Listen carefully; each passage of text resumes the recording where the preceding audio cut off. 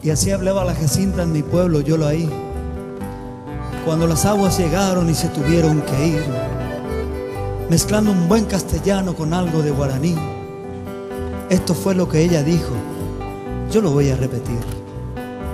Apúrate, José, que ya está viniendo la creciente otra vez, y no sé por qué.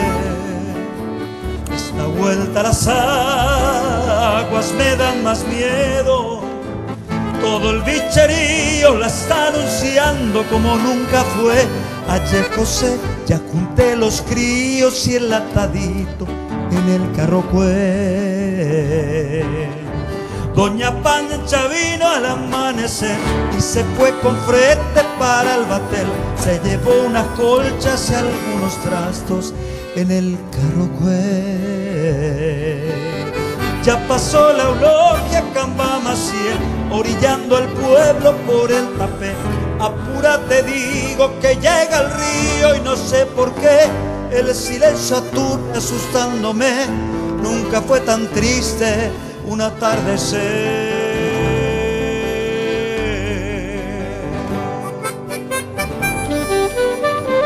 Que la Virgencita nos perdone, pero hace mucho que Dios se olvida de los isleños e Ixupé. Ay, cómo sufre la gente pobre, calamidades mante le suele pasar al pueblo, ayer José.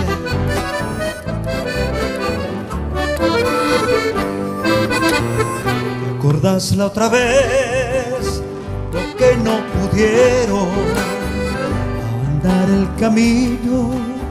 Nadie más los vio. La barista Luján, la de lo de Ríos, se quedó solita esperando a López en el rancho allá. No se supo más.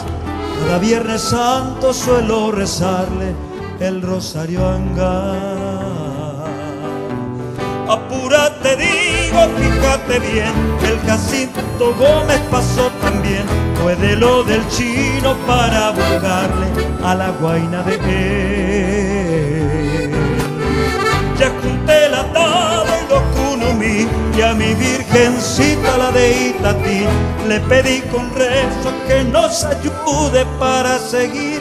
Hay que ir costeando el camino así. Apúrate, digo, Añamembú.